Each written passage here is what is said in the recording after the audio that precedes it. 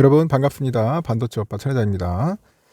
반도체하고 삼성전자를 너무나 좋아하다 보니까 4년째 떠들고 있습니다. 이전 지칠 때도 됐는데 아직까지는 지치지는 않은 것 같고 좀 피곤하기는 하네요. 피곤하기는 합니다. 그래도 그 피로를 입으로 떠들고 있는 것 같습니다. 입으로 떠들어가지고 해소하는 것 같아요. 여러분이 많이 응원해 주시고 사랑해 주셔서 제가 조금이나마 힘을 내는 것 같습니다. 아주 진심으로 감사드리고 여러분 새해 복 많이 받으세요. 제가 삼성전자 관련된 이야기 기쁜 소식도 많이 하지만은 좀 안 좋은 이야기도 많이 합니다. 좀 안 좋다기보다는 뭐 좀 슬픈 소식이나 좀 비판적인 이야기도 좀 합니다. 잘못되거나 뭔가 좀 이상하다 싶으면은 쓴소리도 해요. 쓴소리도 합니다. 계속 뭐 좋다 좋다만 하는 게 아니에요. 그냥 저는 무조건 삼성 뽕에 취했다더라도 잘못된 건 잘못된 거고 쓴소리도 좀 할 줄 알아야 한다고 생각을 하거든요. 그래서 간혹 보면 경영진도 많이 깝니다. 깐다기보다는 비판을 해요. 그리고 이재용 회장도 막 까기도 하죠. 어떤 때는 똑바로 해야 한다고. 왜냐면 총수가 잘해야 돼. 이거 내가 볼 때는 재벌 기업이라서 이거 재벌이지 않습니까? 재벌 그룹이기 때문에 이 총수 역할이 상당히 중요하거든요. 정신 바짝 차리고 해야 합니다. 엉뚱한 짓 하다 보면은 결국 그 피해는 고스란히 우리 소액주주들한테 간다고. 우리 개미들이 피해 보면 되겠습니까? 뭐 경영진들이야 돈도 많고 하니까 괜찮죠. 연봉도 수십억씩 받고 하는데 우리 개미들은 진짜 말 그대로 전 재산 투자하신 분도 있고 거금을 이제 들여대가지고 주식 산 사람도 있어요. 이제 그런 분들이 피해 가면 안 되죠. 그 경영진들이 그 사고가 아주 중요한 것 같아요. 사고 방식, 투자의 그 결단, 그리고 경영 능력, 미래를 보는 눈.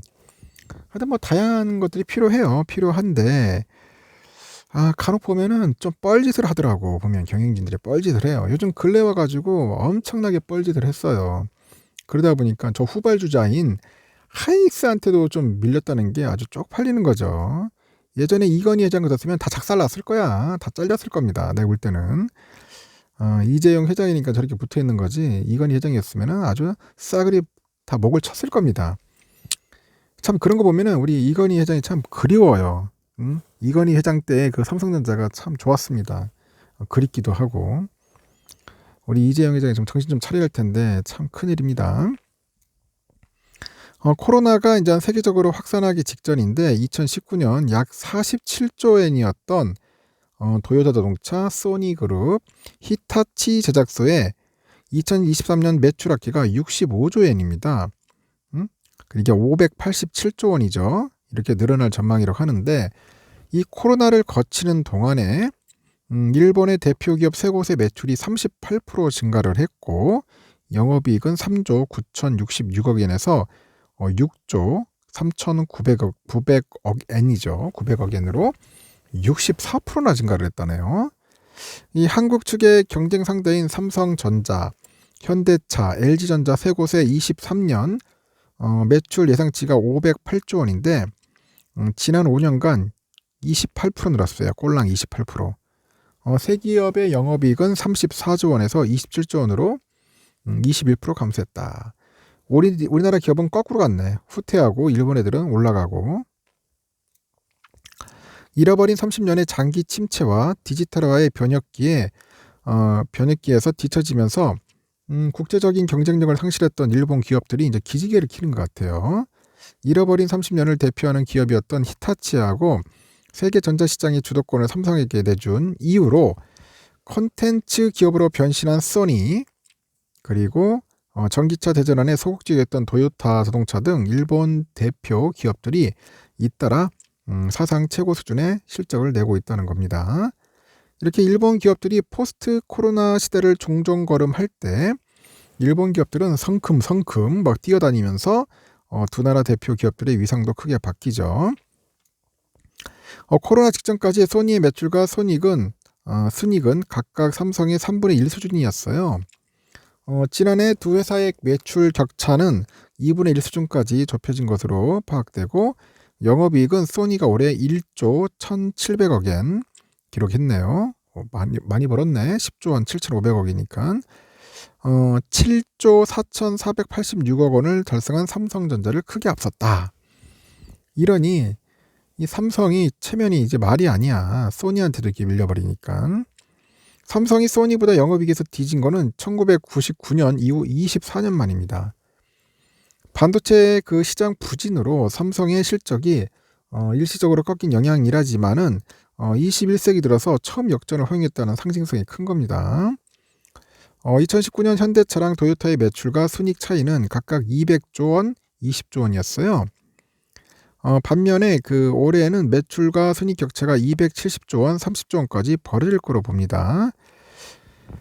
이렇게 한일 1등 기업인 삼성과 도요타 자동차의 격차도 벌어집니다.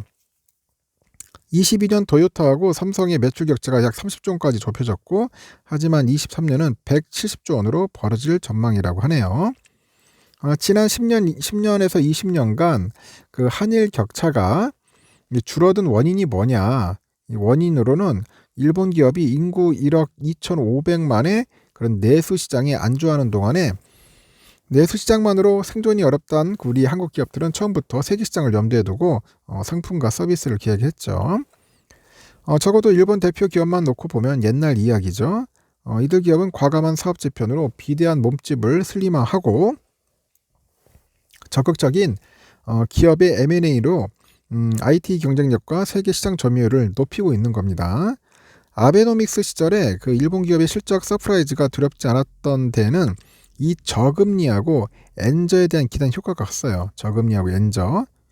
이 같은 실적이 일본 기업의 근본적인 경쟁력이 강화된 덕분이죠. 전문가는 그렇게 보는 겁니다. 반면에 그 M&A, 이 M&A 그 비주력 사업을 잘라내요. 비주력 사업을 잘라내고 주력 사업의 IT를 접목해서 세계 시장에 나선 일본 기업은 지금까지와는 완전 다른 그런 경쟁 상대일 가능성이 높아요. 일본의 그 최대 가구회사 그 니토리 홀딩스하고 세계 최대 모터회사죠. 일본 전산까지 포함시켜서 일본의 대표 기업들의 변신을 좀 더 한번 살펴볼 필요성이 있어요. 세계화, 사업 재편, 디지털 대전환, 기업 M&A, 하여튼 다시 살아난 일본 기업의 4가지 공통점입니다.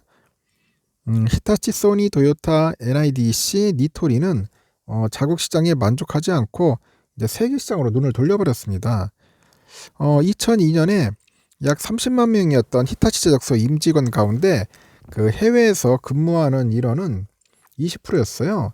22년에 36만 8천 명으로 그 불어난 히타치 제작소 임직원 가운데 57%가 해외에서 근무합니다.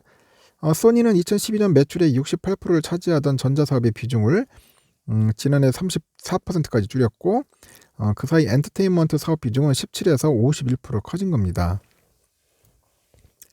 그 올 상반기에 NIDC 매출에서 일본 시장이 차지하는 비중은 16.2%에 불과한데 나머지 83.7%가 해외에서 나왔네요. 미국이 한 24%, 중국 23%, 유럽이 20% 등등 하여튼 세계 3대 시장에서 골고루 제품을 팔았네요. 세계 최대 가구 기업 이케아가 맥을 못 출 정도로 일본을 제패한 니토리가 현재 3.8%인 해외 매출 비중을 25년에 10%까지 끌어올릴 계획이라고 합니다. 일본의 대표 기업들도 물론 위기를 겪었죠. 이들을 변하게 만든 건 생존 경쟁인데 히타치, 소니 등 일본 전자기업들은 2000년대 대규모 적자가 반복되는 암흑기에 빠지고 니토리는 일본 유통업계에서 지옥으로 평가받는 홋카이도의 불황을 넘겼습니다. 홋카이도는 거품 경제가 붕괴한 뒤에 일본의 그 불황의 늪에 빠진 일본에서도 아주 소비 시장이 아주 척박한 것으로 알려져 있어요. 세계로 나가서 이제 경쟁하기 위해서는 그 사업 재편이 필수였습니다. 그래서 히타치가 지난 15년간 사업의 중심을 내수 시장과 뭐 대량 생산 이런 제품에서 이 글로벌화했죠. 그리고 IT로 옮겼습니다. 이 과정에서 모태 사업과 주력 사업을 팔아치우는 모험도 감수하고 NIDC도 모터 일변도의 사업을 자동차 그런 전장 사업과 이제 공작기계 사업으로 확대를 하는 거죠. 사업 재편의 그 방향을 단순 제조업에서 IT를 접목한 새로운 비즈니스 모델로 잡은 것도 기업들의 공통점이네요. 니토리는 제조, 물류, IT 소매업이라는 신장르를 개척했고 그 물류의 IT를 접목시켜서 가구 제조, 판매업을 유니클로와 같은 그 패스트 패션 산업으로 진화시키는 겁니다. 히타치는 그래서 인프라의 그 디지털 전환을 돕는 그 사물 인터넷 인프라 서비스 업체로 변신을 했는데 소니는 컨텐츠 제작부터 배급까지 새로운 그런 사업 생태계를 창출했고 소비자에게 제품을 판매하면은 그 끝인 그런 제조업을 구독 경제랑 그 플랫폼 사업과 같이 네트워크 효과를 누릴 수 있는 그런 사업 모델로 진화를 시킨 거야. 이렇게 사업 재편을 달성하는 수단으로 M&A를 선택한 것도 닮은 꼴입니다. NIDC가 지난 40년간 성사시킨 M&A가 72건이에요.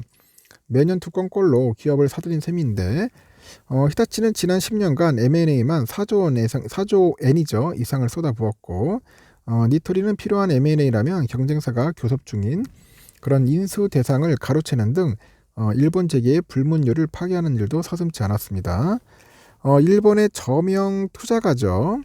그런 이데스로 커먼스 투자신탁의 창립자 겸 대표인데 앞으로 30년 후에도 살아남을 기업을 판별하는 기준으로 보니까 사토리 전략을 드네요. 사토리 전략. 일본어로 뭐 득도, 뭐 깨달음 그런 뜻인데 이 사토리는 그 사회 기여와 민첩한 변화 그리고 기술, 해외 진출, 복원력, 융합 이렇게 앞글자를 땄다네요. 그래서 사토리라면 사토리. 하여튼 다시 살아난 일본 기업들은 모두 사토리 전략에 정통했다고 하죠. ESG 경영의 시대를 맞아서 주력 사업을 IT하고 접목을 시켜서 해외로 적극적으로 진출하는 민첩한 그런 변화를 통해서 코로나 충격으로부터 빠르게 회복을 했네요. 그래서 이제 일본의 그 히토스바 시대의 명예 교수라는 사람이 이런 얘기를 했네요. 보니까 일본 기업들이 리스크를 과잉 관리한 나머지 현상 분석을 중시하는 경영에 치중한 결과 테슬라와 같은 게임 체인저가 되지 못한 것이 잃어버린 30년의 원인이었다. 그렇게 지적을 합니다. 하여튼 혁신은 리스크를 과감하게 받아들일 때 탄생하는 거라고 하죠. 그래서 되살아난 일본 기업들은 디지털화의 본질을 쫓는 그런 경영 모델을 통해서 조직의 의식을 철저히 바꿨다.